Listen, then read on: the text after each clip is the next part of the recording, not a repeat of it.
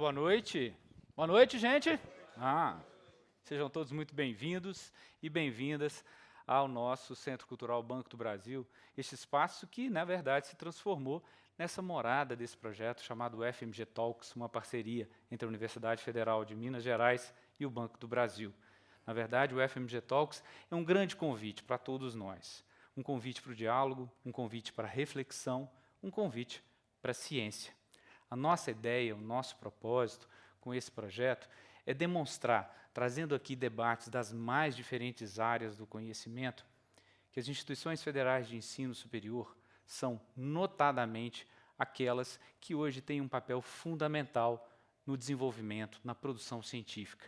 E a produção da ciência, a ciência, é um caminho viável para tornar a vida melhor, para tornar a vida mais feliz, para fazer da gente, pessoas melhores. A todos vocês que aqui estão, o nosso muito obrigado da equipe da UFMG e do Banco do Brasil. Sem vocês, sem a participação e sem a presença, não haveria o UFMG Talks. Este, que começa agora, é o nosso 7º encontro de 2019. Por aqui, nós já tivemos a oportunidade de desenvolver várias conversas, vários debates. Já falamos sobre as nossas origens, já falamos sobre nanotecnologia, já falamos sobre vacinas, fake news, manipulação genética, inteligência artificial. E hoje nós vamos ter uma conversa, um diálogo, um papo de ciência bem diferente. Nós vamos falar sobre movimento e sons. Esse é o grande desafio que nós temos nessa noite. Movimentos do músico, por exemplo, são parte de sua performance? São movimentos involuntários ou voluntários? São expressão do sentimento? E da dança? O artista escolhe como se mover? Ele revela a música, o ritmo e a melodia na sua performance? Como são escolhidas as ênfases, as pausas, os silêncios? Bem, a partir daqui já não dá mais para a gente continuar com o UFMG Talks sem a presença de nossos convidados. Afinal de contas, são eles, professor Maurício Loureiro e Mônica Ribeiro. Por favor, venham ao palco, a gente recebe eles com muitas palmas e com muito calor. Mônica, por favor. Maurício, obrigado, querido. Mônica, querida, obrigada. Vão nos ajudar a tentar conversar sobre esse tema instigante de hoje. Rapidamente, a gente vai falar um pouquinho aqui do currículo de cada um deles, como nós fazemos normalmente. Mônica Ribeiro, aqui à minha esquerda, é atriz, dançarina, preparadora corporal e diretora. Professora do Departamento de Artes Cênicas da UFMG, possui graduação e mestrado em letras, doutorado em artes e ainda é especialista em neurociências e comportamento. Sua pesquisa dá ênfase às práticas corporais cênicas, aos processos de criação, às poéticas do movimento cênico, às epistemologias das artes. Atualmente, Mônica também é diretora adjunto de ação cultural da UFMG. Professor titular da Escola de Música da UFMG, Maurício Loureiro dedica suas pesquisas à sonologia, atuando principalmente nas áreas de clarineta, performance e acústica musical. Além de músico, graduado na Universidade de Freiburg, na Alemanha, com mestrado e doutorado pela Universidade de Iowa, nos Estados Unidos, ele é também formado em Engenharia Aeronáutica pelo ITA. Foi diretor do Instituto de Estudos Avançados Transdisciplinares da UFMG entre 2009 e 2014. Bom, só lembrando a vocês que a nossa participação é através do número do WhatsApp. O número é 975370082. Vamos ver aqui, acho que agora nós já estamos preparados. Professor Maurício, a palavra é sua por 15 minutos e não mais. 16. Tá ligado aqui? Não tá ligado. Não tá contando, não. Não conta, não. Aí não vale. Não tá ligado. Tá ligado. Pronto, agora Bom, não. gente, eu agradeço a presença de vocês. A gente vai tentar fazer o mais agradável possível. Mas, primeiramente, eu quero agradecer para a Reitoria de Pesquisa da UFMG de dar essa oportunidade da gente mostrar para o público de Belo Horizonte como é que a gente lida com o conhecimento na nossa universidade. como que a gente lida e como que a gente, muitas vezes, cria. E para iniciar essa conversa, na minha parte, da música, a respeito do movimento na música, caiu aqui. Vamos ajudar. Eu vou Vamos. apresentar para vocês uma frase de uma pessoa que dedicou, um cientista, que dedicou a vida inteira à criação de movimento, à criação de ciência, de conhecimento, como que você sabe. Homens e palavras estão prontas. E você, ó pintor, se você não sabe como fazer com que suas figuras se movem, é como um orador que não sabe como usar as suas palavras. Leonardo da Vinci não precisa de ser introduzido. Então, a nossa conversa vai se dividir em duas partes. O movimento da música inerente à música e o movimento do músico, quando o músico toca. É nessa parte que eu vou terminar com uma pequena síntese de alguma coisa que eu faço no meu trabalho científico.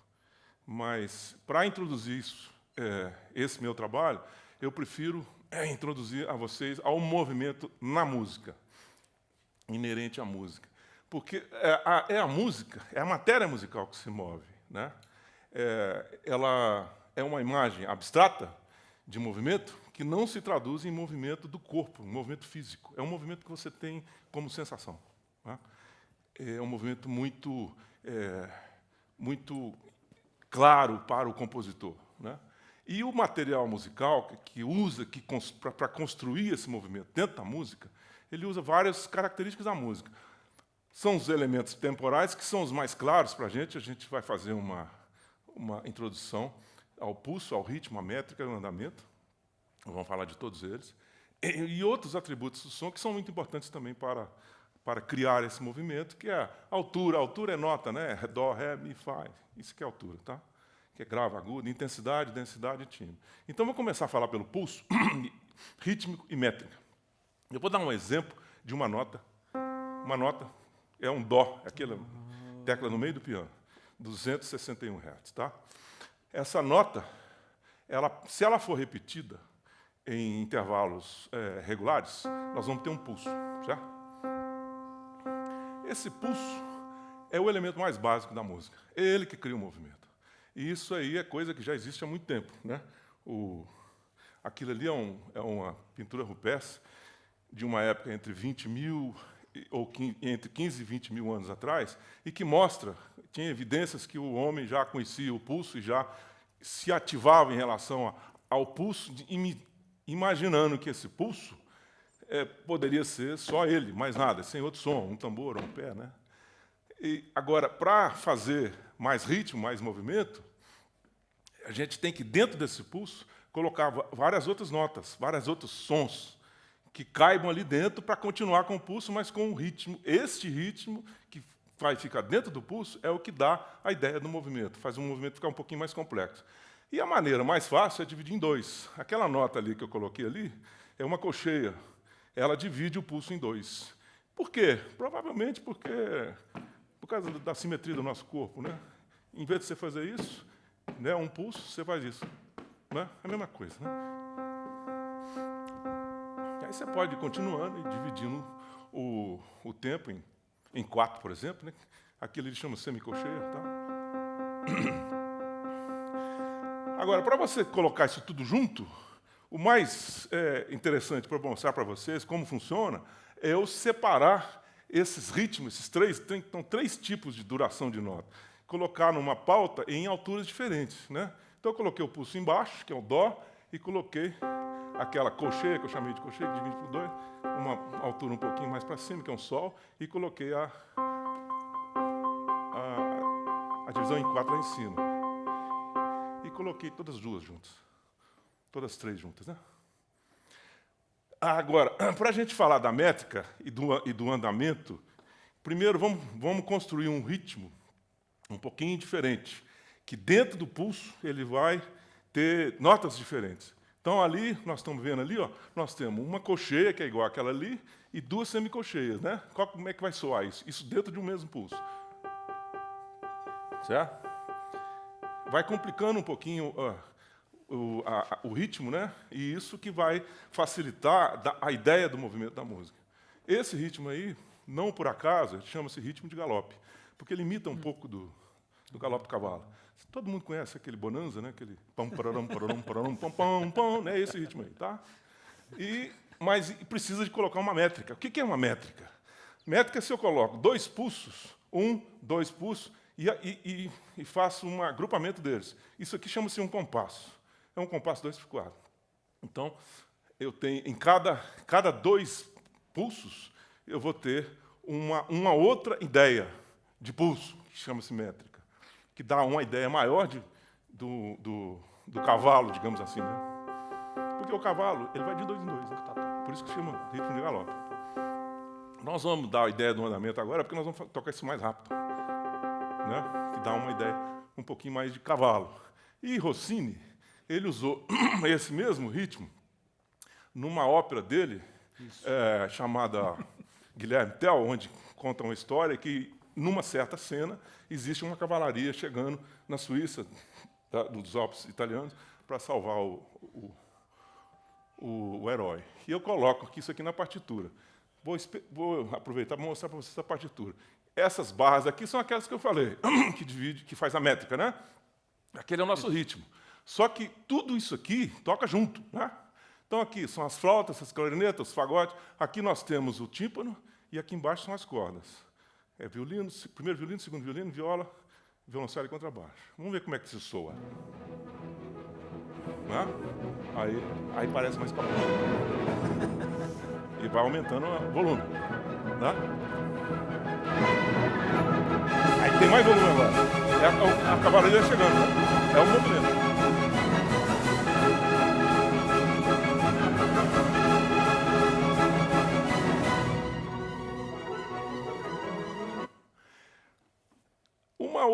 Outro tipo de elemento da música é a variação da altura, da nota, que é um dó, si, lá, né?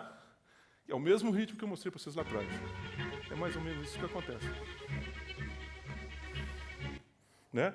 E a isso aqui a gente pode adicionar alguns acentos meio fora, e esses acentos vão dar uma inflexão no movimento, vai dar mais complexidade ao movimento. Né? Que é feito pela flauta, aquilo que eu desenhei. Né? Isso aqui é uma música composta, que vocês acabaram de ouvir, por Charles Chaplin, para aquela famosa cena dele da luta de boxe, da Luzes da Cidade.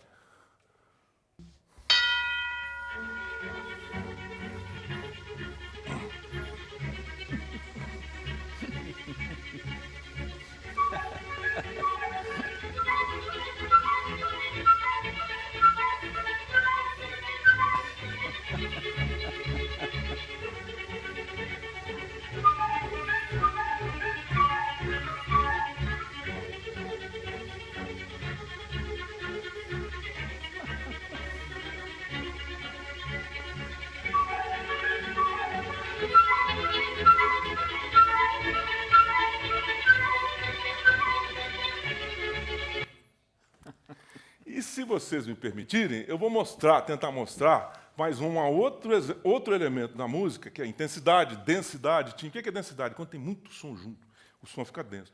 Usado também no cinema mudo. O cinema mudo tinha que usar esse tipo de coisa. Um filme de Eisenstein, de 1938, famoso, Alexandre Nevsky, que é uma batalha que é no gelo. Quando os germânicos vão tentar invadir a Rússia, então os soldados russos, diante de um lago gelado, e não está nem enxergando quando chega os germânicos. Então, esse movimento ele não só apresenta a ansiedade dos soldados russos, como também do movimento das tropas, que vão crescendo, vão chegando, vão aumentando de intensidade.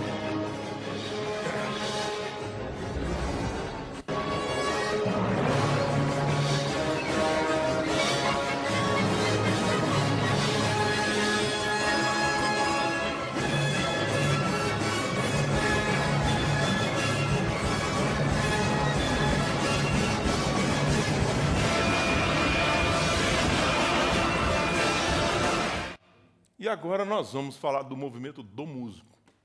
E se der tempo, se me deixarem, eu falo da minha pesquisa. O movimento do músico. Esse é um violinista, das mais famosos violinistas russos da atualidade, Gideon Kremer. E a gente vê como ele... Apaga um pouquinho a luz, por favor, para ver o joelho dele. Né? Aqui é um pianista canadense, Glenn Gould. Ele é muito famoso por fazer movimentos no corpo muito expressivos durante movimentos lentos como esse. Isso é uma peça de Bach. Ele quase que come a música com a boca.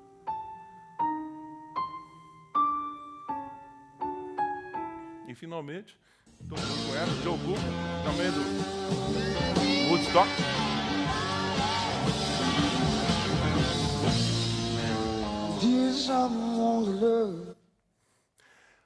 O corpo do músico, ele participa de qualquer atividade musical.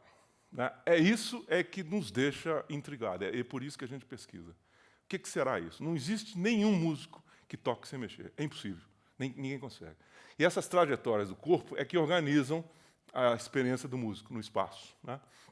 São trajetórias recorrentes, elas acontecem com muita frequência e dão coerência à experiência do músico.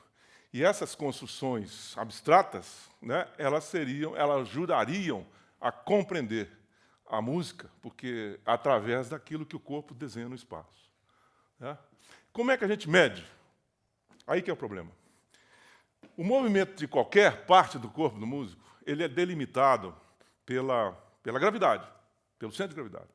O músico, se ele está aqui, se ele está mexendo, se ele faz isso, se ele continuar, ele cai. Ele tem que voltar. Mesmo sentado, né, não tem jeito. Então, o movimento ele acontece em torno do centro de gravidade dele. Então, são movimentos que eles ficam mais fáceis de segmentar, de ser estudados, através da velocidade, que é o que a gente utiliza. Porque quando você faz isso e vai voltar, a sua velocidade aqui, ela para, ela é um mínimo de velocidade. Aí ela volta, aí depois você faz aqui, você tem que diminuir a velocidade, ela fica quase que zero. Então, a gente trabalha com a velocidade. E como é que a gente mede a velocidade? Nós, lá na UFMG, nós temos vários equipamentos que medem a posição espacial do músico. É aquele equipamento ali. Ó. São pontos que ficam na cabeça do clarinetista ou do músico qualquer. E a gente, a partir dessa posição espacial, a gente calcula a velocidade. Né? Então, aqui tem um exemplo que eu vou dar para vocês rapidinho. São 5 músicos tocando, aquele no meio sou eu. E vocês notaram que não tem ninguém que não mexa. Não tem jeito de não mexer. Então, eu pego essa música, aquela música que vocês ouviram está aqui em cima, tá? E essa luz, essa linha azul, exatamente aquelas notas lá. Só para vocês terem uma ideia. Né? E essa curva aqui verde é a curva de velocidade. E essa curva, a gente pode ver com muita clareza o que eu acabei de falar com vocês. Ela é cheia de mínimos. Mínimos, ou seja, quando o valor da velocidade cai muito, que é quando o músico, que eu falei para vocês, quando o músico vai tocando, se ele continuar, ele tem que andar, porque senão ele cai. Como normalmente o músico para, tem música que anda, tá? Tem música que toca andando no palco, mas é muito raro. Então ele tem que voltar. Aí que dá os mínimos de velocidade. Então, o mínimo de velocidade vai nos ajudar a subdividir esses segmentos. Né? São essas luzes, essas riscas vermelhas, está vendo? Isso aqui são pequenos segmentos de movimento. Só que são segmentos que não faz muito sentido. Você já imaginou? Eu estou tocando aqui, eu vou fazer uma frase, eu vou fazer isso. Então, não faz muito sentido que eu tente estudar esse movimento que eu fiz, depois esse, depois esse. Eu quero o movimento todo. Então, o nosso critério é, primeiro, buscar figuras, trajetórias de movimento que sejam geometricamente, que fazem coerência, né? Mas também que voltem para o mesmo ponto de início, né? Quase circulares ou elípticos, com um ponto de partida próximo ao ponto de retorno. Que é o que a gente faz, é o que vocês viram anteriormente em todas aquelas 4 vídeos que eu mostrei para você. E que são essas trajetórias. Né? Na verdade, aqui são 3, esses pontos vermelhos, está vendo? São esses segmentos que a gente cortou. Então, na verdade, esse gesto aqui, esse movimento, é formado de 3 segmentos. Por isso que a velocidade ajuda a gente a fazer isso. Só para vocês terem uma ideia de como isso funciona. O movimento aqui é da cabeça, tá? É a cabeça que está mexendo. Quer dizer, não é a cabeça que está mexendo, é a cabeça que está sendo rastreada. Tá? É o movimento da cabeça. com outro equipamento que a gente tem também lá na UFMG. É um outro tipo de equipamento, diferente daquele menino que eu mostrei aqui. E é isso. Esse tipo de pesquisa a gente faz com harpa, com trompete, trombone, violino, flauta, contrabaixo, né? Eu mostrei só aqui para vocês uma pequena coisa que vocês podem depois perguntar se vocês quiserem. E eu fecho a minha palestra aqui, minha fala, para jogar a bola para o lado da Mônica, com esse vídeo que eu vou mostrar para vocês, que é muito interessante. É de um bailarino, William Forsythe, um bailarino que eu não sei se ele é americano, mas ele mora em Nova York, que é a diferença de tudo que eu falei, e que eu acho que a Mônica agora vai falar de outra maneira, é que ele parte da música para criar o movimento dele.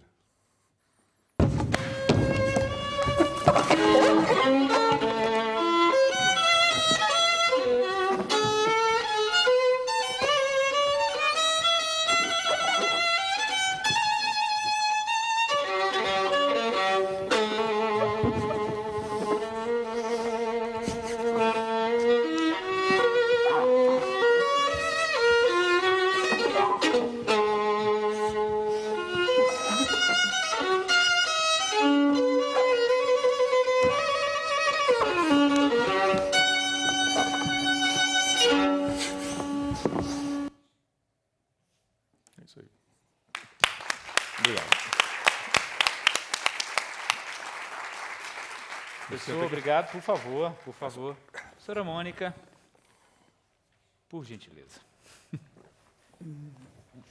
Boa noite a todos. Brilhou. É um prazer poder estar aqui compartilhando a pesquisa que a gente faz no campo das artes, né, na universidade.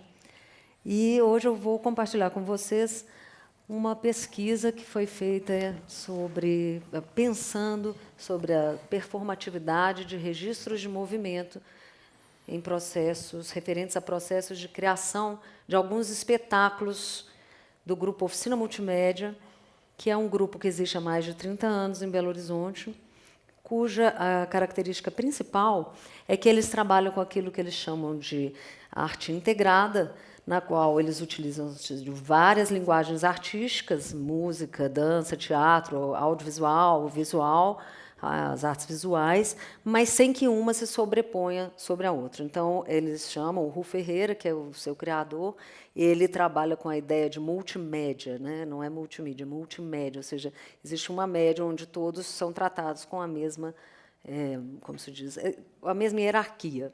A pessoa que dirige esse grupo é a Ione de Medeiros, e ela é a autora dos registros que eu estudei.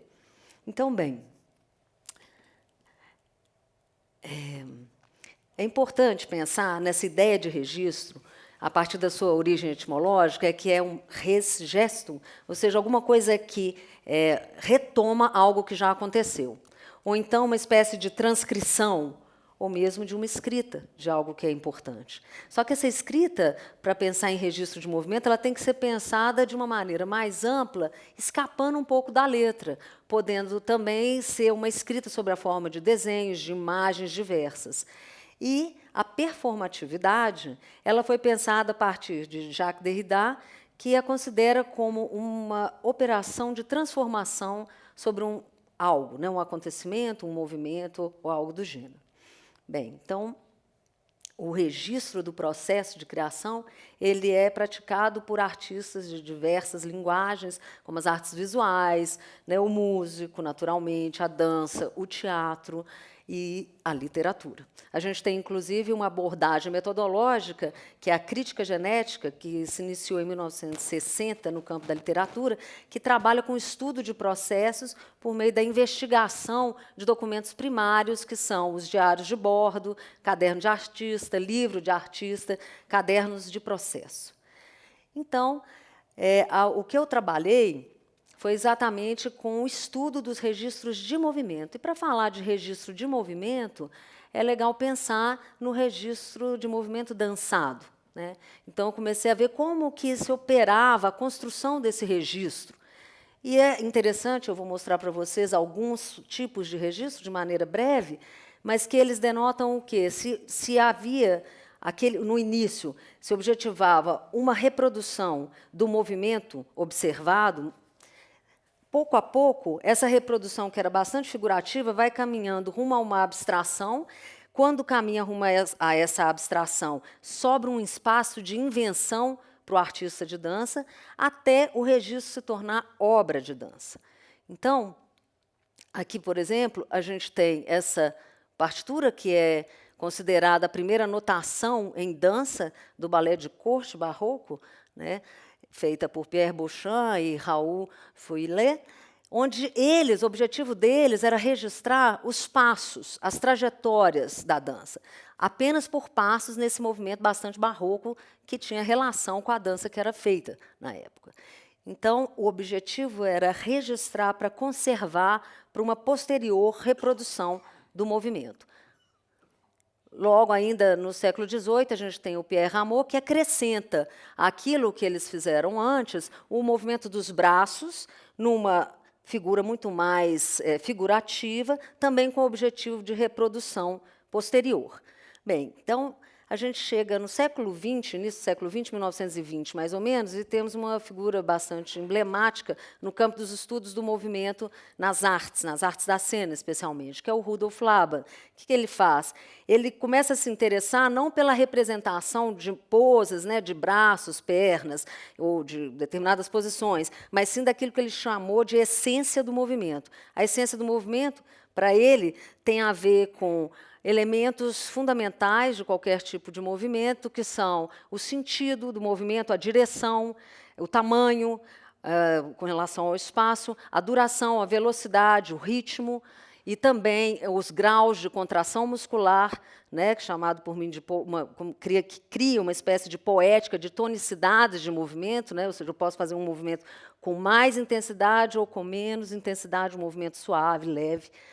Enfim, o que ele fez foi condensar isso em símbolos abstratos, como esses que a gente consegue perceber aqui. E isso justamente coincidia com o pensamento sobre dança na época, que era um momento onde se dava mais espaço para o artista de dança realizar a sua interpretação do movimento com um grau forte e importante de autoria. Já em 1950, aproximadamente, a gente teve o Rudolf Benesch, que fez a notação Benesch, a outra é a Laban Notation, e ele também trabalha com um grau de abstração importante, e aqui a gente pode perceber que ele estava bastante preocupado com os vetores de movimento, que são a sua relação principal aí com o espaço. Aí, dando um pequeno salto de 1950 para 1980, eu mostro para vocês a forma, né, diferente, assim, essa forma de registrar o movimento dançado vai ganhando uma liberdade incrível. E essa pessoa, que é a Anne-Thérèse, de Bruxelas, de um grupo de dança contemporânea bastante importante, que é o Rosas Dance Rosas, ela já tem aqui, a gente pode interpretar essa figura com uma ênfase, né, no fluxo, que é um dos elementos do movimento, a fluência no espaço, bastante distante daquela ideia de representação. Temos também o Jonathan Burrows, que é um coreógrafo inglês, que você vê que ele está com uma coisa completamente diferente, preocupado com a ocorrência do movimento, as partes do corpo, inclusive criando essas espécies de partituras, onde teria um registro, né, do movimento para um ou outro dançarino. Então, a gente chega no William Forsythe, que é o cara que a gente acabou de ver dançando ali. Ele faz uma coisa muito interessante, que ele transforma o registro em obra de dança. Então, o registro ele sai do seu estatuto de um lugar para se reproduzir e ele se torna protagonista da cena. Ele criou um CD-ROM, que chama Improvisation Technology, uma ferramenta para um olhar analítico, e trabalha com 4 categorias, que é a escrita, a reorganização, linhas e adicionais, onde, para cada categoria, ele elege uma série de tarefas, desafios para a realização de trajetórias no espaço. Então, por exemplo, com relação à categoria linha, ele trabalha com a ideia de que o bailarino improvise algo como ponto, ponto, linha, né? Ponto, linha, né? Então, o bailarino vai fazendo isso com diferentes partes do corpo. Ou então com a possibilidade de escrever letras do alfabeto com diferentes partes do corpo, e com isso ele vai criando uma complexidade incrível a partir da improvisação. A improvisação no campo das artes ela é compreendida como uma composição no instante, e essa composição, que acontece no aqui e agora, ela é feita a partir de uma diversidade incrível de procedimentos. Bem, então, a partir dessa frase e desses modos de registro, eu comecei a pensar em como que eu poderia fazer essa abordagem do registro, né, do registro do movimento que foi criado durante o processo de criação dos espetáculos do Grupo Oficina Multimédia. E me deparo com essa frase de Paul Valéry, num livro que ele estuda os desenhos de Degas. E aí ele fala duas coisas que me interessam muito, ou seja, a espantosa inexatidão da observação imediata e essa história de que observar é, em grande parte, imaginar o que esperamos ver. Então, a partir disso, eu penso, então, em pegar os registros, em fazer uma coleta de registros desses diversos cadernos, eu coloquei 80 registros, para realizar uma coisa que eu chamei, um procedimento metodológico de leitura corpórea, com o objetivo de dançar os desenhos, dançar os registros dessa artista. Como que isso se deu? Então, eu escolhia aqueles movimentos que mais me interessavam e me permitia perceber o que aquela imagem me pedia, para onde ela me levava, como ela me mobilizava, ou seja, como ela me afetava. E, nesse processo, a tendência inicial era uma reprodução quase mimética da forma que estava desenhada ali no desenho. E essa reprodução quase mimética, a gente pode pensar que era uma espécie de imitação, uma imitação mecânica, né? Geralmente a imitação ela é relacionada a uma mecanicidade. Mas não.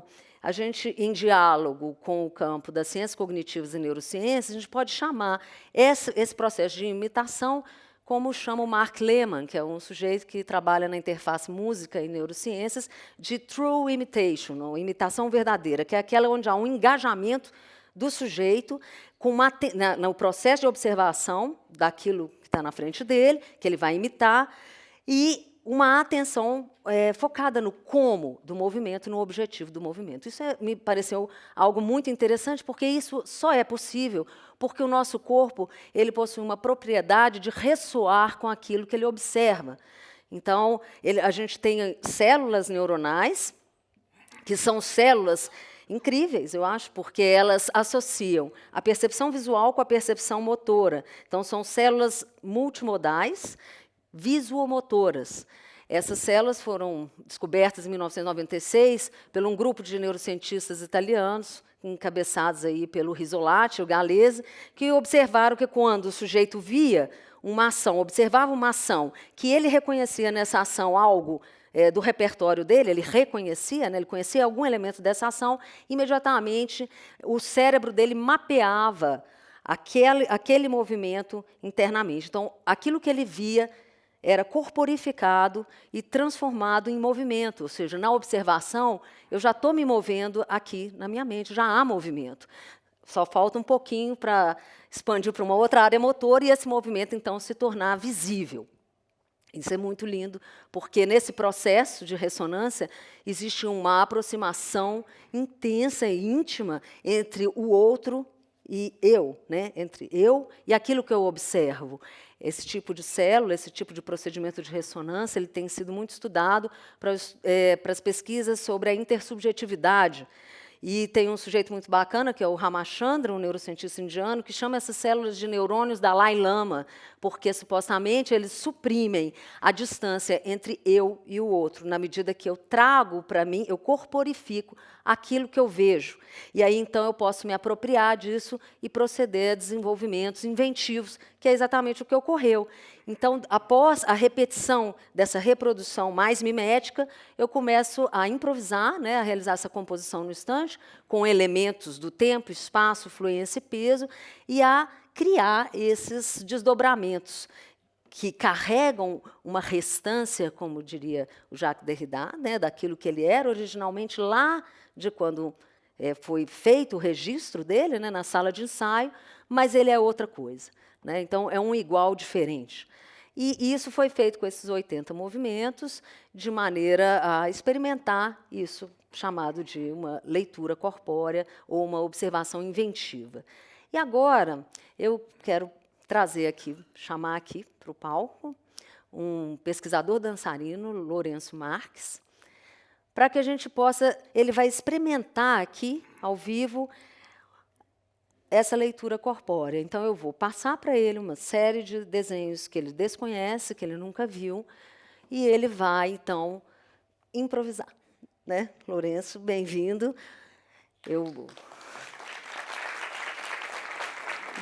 Obrigada.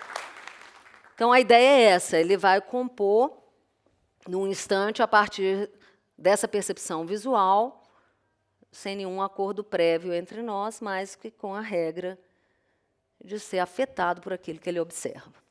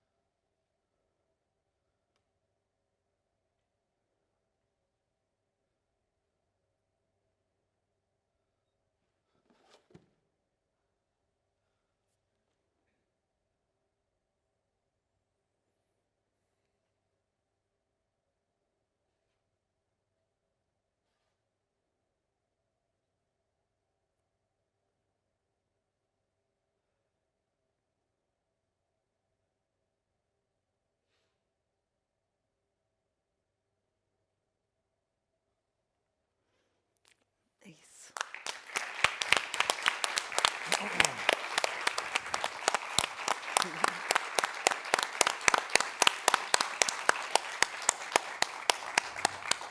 Obrigado, Lourenço. Obrigado, Mônica. Obrigado, Maurício. Nós já estamos aqui com algumas perguntas para o nosso UFMG Talks com vocês.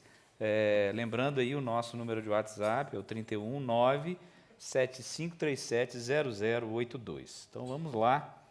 Aqui vou na ordem, linearmente aqui. De Ana e Yasmin para os dois. Interessante que não me pareceu que vocês tenham considerado o aspecto diversidade cultural nas observações sobre corpo e movimento. É uma afirmação. Tá? A própria forma de usar a voz, o jeito de mover o corpo, não são também agendados pela cultura? Posso Bora responder? lá? Bom, como é que ela chama? Yasmin? Yasmin. Yasmin. Na Ana verdade, Yasmin. Yasmin, você tem razão. O que eu coloquei aqui, o que eu consegui falar, é sobre a cultura da música ocidental. Eu não tenho dúvida disso. Que é a única que eu entendo. Eu não entendo de outra. Né? A música ocidental, que eu diria, é uma música... A tradição dela começa lá da Idade Média, é muito ligada no início à igreja. E a herança europeia que nós temos dessa cultura. Mas isso não quer dizer que este meu exemplo simples, né, que eu tive que, inclusive, mostrar um pouco do movimento dentro da música, inerente à música, ainda não falando de corpo, né, ele existe em qualquer cultura. Né? Por isso que eu fiz questão de mostrar aquele slide, aquela figura rupestre de 15 mil anos atrás. Quer dizer, nós herdamos daquela cultura, né? Aqueles homo sapiens. Né? Mas eu garanto para você, que eu conheço, né, aqui em Belo Horizonte mesmo, existem vários estudos de outras culturas, inclusive até a nossa, o samba, né? Mas de outras culturas completamente diferentes, da Turquia, e que buscam relacionar esse tipo dessas duas modalidades, né? O movimento corporal e a música. É isso. Eu acho muito importante a sua colocação, Yasmin, porque quando eu estava, né, naquela época lá escolhendo esses registros, é impressionante como o acesso que eu tinha era muito mais dessas figuras, né, que são grandes coreógrafos, né, são pessoas que tiveram a oportunidade de passar, de ter o seu pensamento transcrito na forma de livro e ter os seus livros distribuídos. Então, quando você me fala isso, o que eu penso é mais na incrível invisibilidade que se tem, né, desses povos, dessas pessoas que são diferentes desses ocidentais, né, que podem ter uma escrita diferente, mas que é de difícil acesso, porque eles não conseguem entrar, né, o mercado os exclui. Então, eu acho que é uma pergunta fundamental, mas eu tive que fazer um recorte, e esse recorte foi feito também a partir daquilo que eu tinha possibilidade de acessar naquele momento. É isso, né? Não há aí uma exclusão. A diversidade estudada foi uma diversidade do modo de registrar, né? Do modo de lidar com a escrita do movimento. Né? É um modo diverso, né? Cada um vai fazer de um jeito. Então, é isso. Tem uma pergunta aqui de uma colega nossa aqui do próprio FMG Talks, que é a Olivia Rezende, ela perguntando exatamente, você estava falando do samba, dessa questão do movimento brasileiro. Quer dizer, assim, a gente já tem estudos para pensar, né, seja no músico, seja nos bailarinos, uma questão tipicamente brasileira, estudos que possam estar dando conta dessa nossa diversidade ou na nossa característica cultural? Sem dúvida, é o que eu disse, né? Precisamos de pensar que o samba também ele é uma herança europeia, tá? Não vamos esquecer disso, né? O samba ele partiu da música europeia, a música europeia que chegou no século XIX, no final do século XIX, e se mesclou com a cultura africana. Mas aqui mesmo em Belo Horizonte tem um pesquisador muito competente da UENG, chamado Luiz Naveda. Ele faz esse tipo de pesquisa exatamente no samba. Um outro tipo de pesquisa que é feito, mas não da maneira que eu faço, eu e o Naveda fazemos, medindo o movimento e tal, é feito também com os Arturos, né? Por uma professora lá da nossa escola, que é a Glaura Lucas. Isso acontece sim, tem muita gente que faz isso. No campo do registro de movimento, né, essa associação entre dança, né, entre movimento dançado e música, eu acho que isso está tendo um incremento, né, como eu disse, na atualidade, né, expandida. Esses estudos de processo de criação, que, de algum modo, são muito pertinentes para o campo das artes da cena, ele tem se ampliado e a gente começa a ver algum interesse, né, sobre o estudo do processo voltado para um movimento feito por brasileiros, né, de diversas origens, diversas raças. Então, eu não posso te citar aqui uma coisa tão específica quanto você me pergunta, né? Mas que existe, existe, e acho que tem que existir mais. Só que nessa mesma linha eu continuo falando que a gente tem um mainstream aí, uma tendência do mercado de exclusão. Então, o acesso ele é restrito, né? A gente tem que aceder aos cadernos de artistas que estão aí vivos e que permitem esse acesso. Bacana.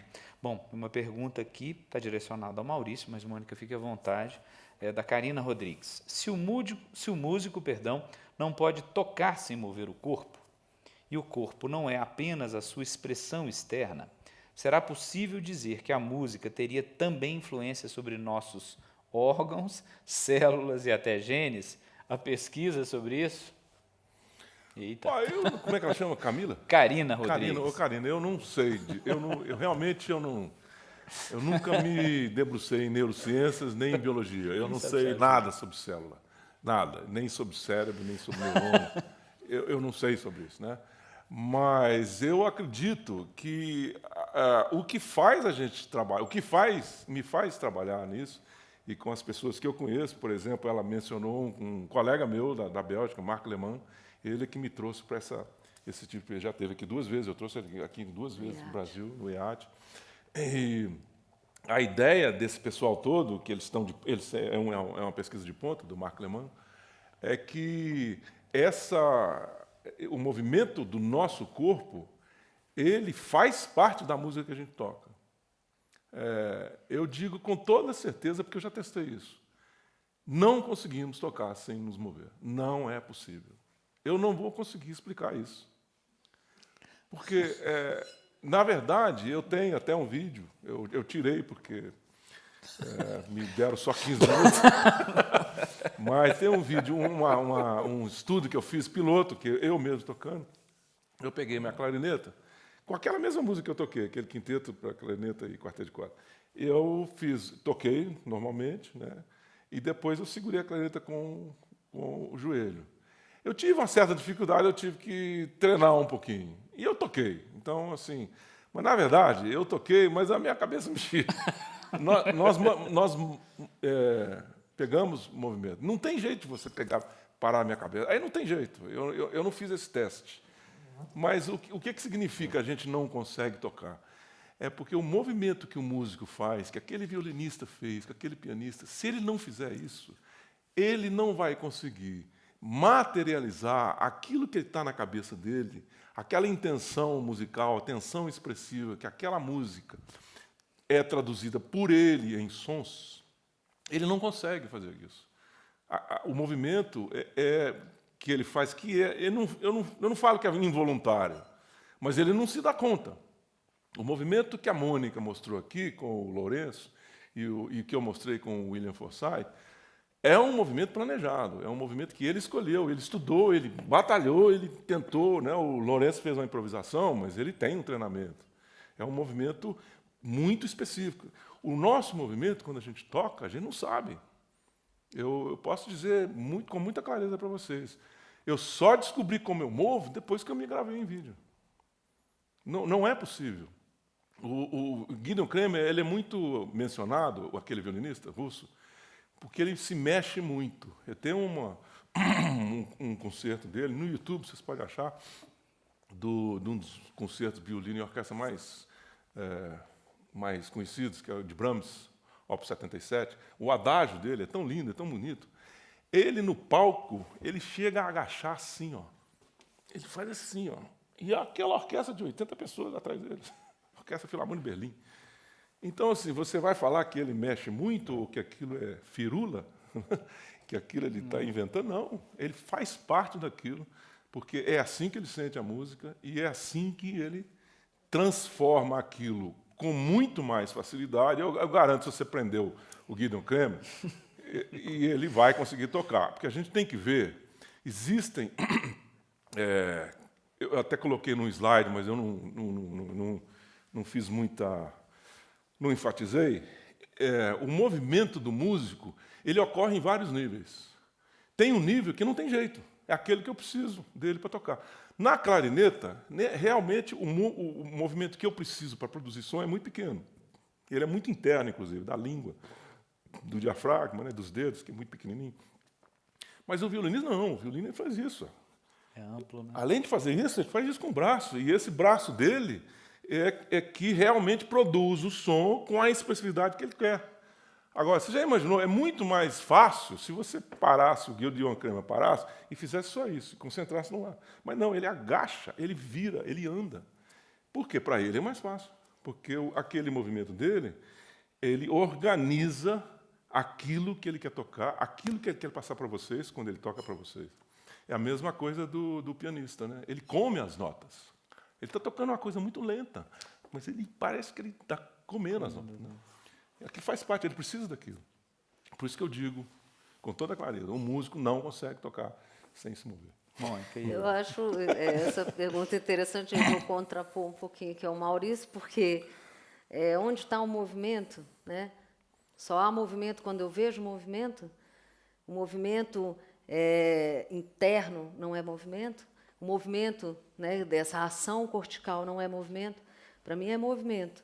E acho que também tem uma coisa que você pergunta, né, se isso afeta o corpo, né, internamente. Se a gente pensar em vibração, né, se a gente pensar num fenômeno chamado entrainment, que é um fenômeno onde eu começo a pulsar, né, a fazer movimentos repetitivos a partir de um som, né, ou seja, há uma ressonância, eu posso pensar, né, extrapolando, que sim, que essa vibração ela vai chegar pela física a impactar aquilo que é a minha materialidade.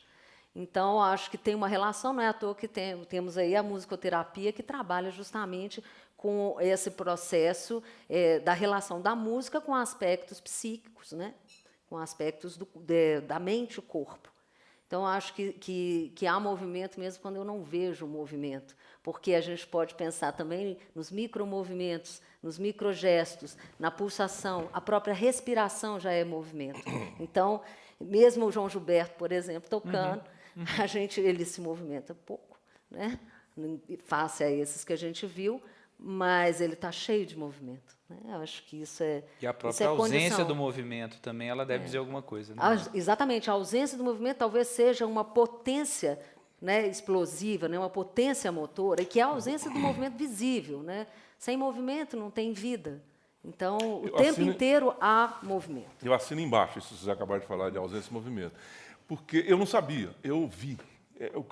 Quando eu falo que a gente não tem muita consciência do que a gente toca, no que a gente mexe quando a gente toca, é porque eu não sei mesmo, o que acontece comigo. Quando eu vejo o vídeo, que eu sei. E eu assustei muito contra o que eu falei, que o músico não mexe. Tem um vídeo meu que eu fiz deste mesmo quinteto, com quarteto de cordas, tá? no adágio dele. Que é uma das músicas mais maravilhosas, um adágio mais maravilhoso de Mozart. E aquilo é tão intenso que 8 compassos eu toquei completamente parado. Eu não mexi nem a cabeça. E você acha que isso afetou a qualidade musical? Eu não sei explicar isso. Porque tem uma pergunta aqui. Eu explicaria desse jeito que você falou. A ausência do movimento provavelmente é muito intensa.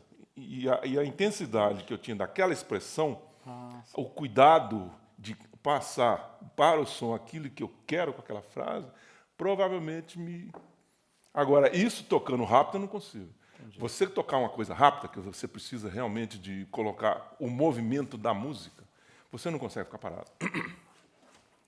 Bacaninha. Bom, nós estamos ali, estou vendo a Silvia ali também, com o nosso tempo. Nós temos uma pergunta aqui que fala sobre, que é do nosso colega, Carlos Basílio, aqui da PRPQ. A topologia do movimento está, de alguma forma, relacionada com a qualidade técnica? Ele coloca do músico, mas eu fico imaginando também se a gente não poderia pensar do bailarino também. Quer dizer, a gente poderia falar nesse conceito de qualidade, que ele chama dessa topologia? Ou é para pensar, né? Acho que fazendo aí, né, uma apropriação de campos, né, esse termo topologia, que implica um estudo do lugar, né, do topos, né, ele é feito no estudo de movimento continuamente. Né, e é muito bacana porque a cada parte do corpo que se movimenta é demandado um comportamento diferente, né, um comportamento poético diferente, um comportamento motor diferente. Então, acho que, por exemplo, quando o Laban, aquele do início do século XX, essa referência dos estudos dos movimentos, começa a deslocar os seus registros, né, da ideia de representação e trabalha com elementos como, por exemplo, as partes do corpo, ele está dando uma ênfase para a importância que isso tem num processo de criação, para a importância que tem eu pensar numa improvisação, que eu posso estar numa parte do corpo e ir para outra. Né? E, com isso, eu acho que uma coisa muito importante, quando a gente pensa em movimento, a gente parece que desassocia o pensamento. Né? Ou eu vejo o registro como se não tivesse pensamento. Eu acho que a própria provocação de pensar numa topologia, né, do movimento, ela traz a necessidade da gente considerar que há pensamento no movimento, há pensamento no registro, há pensamento sobre arte no registro, nos modos musicais, né, que o Maurício apresentou, porque não há dissociação. Né? Eu parto muito desse princípio. Não há dissociação. Então, fazer esse estudo topológico do movimento, acho que ele está dentro do que se tem feito, mas não com essa terminologia.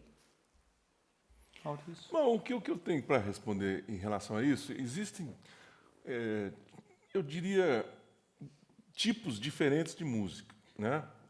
Existe aquela música, que é a música popular, o samba e vários outros tipos de música, folclore, etc., que ela tem uma periodicidade muito clara. Né? Quem já viu o Carnaval no Rio de Janeiro vê, né, que aquela dança é porque o samba é assim. Isso que vocês viram não é isso. Quando eu mostrei para vocês o bar, né, e nem A Little Help from a Friend, do Joe Cocker. Né? Aí, nesse caso, eu diria assim, a topologia ela é bastante diferenciada. Um estudo topológico de uma música que tem uma periodicidade bastante conhecida e repetitiva, por exemplo, você pega aí 2 minutos de samba, vai ser a mesma coisa o tempo todo, 2/4, né? O ritmo, né? E a variação vai ser muito mais na melodia do que no ritmo.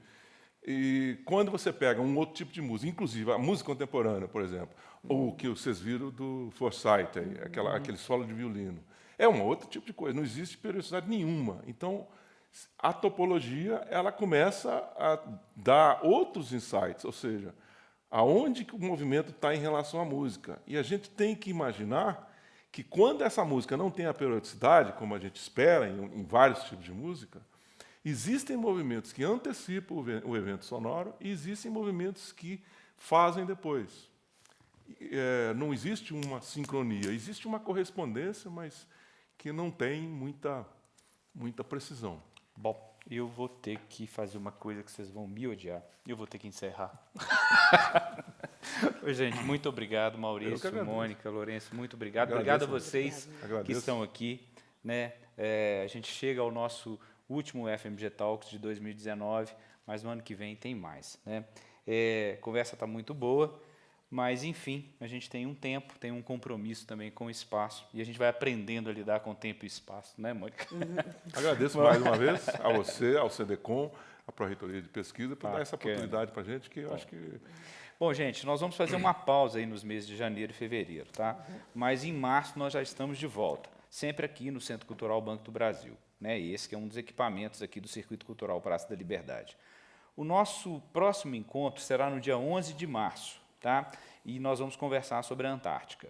E no dia 8 de abril, temos o nosso segundo encontro de 2020, que nós vamos falar sobre as questões relacionadas ao envelhecimento. Aproveitando, vou pedir para vocês não se esquecerem de nos ajudar e responder uma pesquisa sobre o FMG Talks. Vocês receberam um folder e nele tem um QR Code. Vocês podem fazer a leitura do QR Code e lá responder as nossas perguntas, inclusive sugerindo temas, proposições para que a gente possa trazer para cá e conversar. Lembrando aqui que o FMG Talks é uma iniciativa da Pró-Reitoria de Pesquisa da Universidade Federal de Minas Gerais, né? Tem o apoio da Fundep, juntamente com a Pró-Reitoria de Pesquisa do CDCom, também participa dessa iniciativa, que tem sido muito interessante para a gente, esse conversa, esse bate-papo de ciência. E eu espero ver vocês em 2020. Um abraço, boas festas para vocês e tudo de bom para vocês. Tá?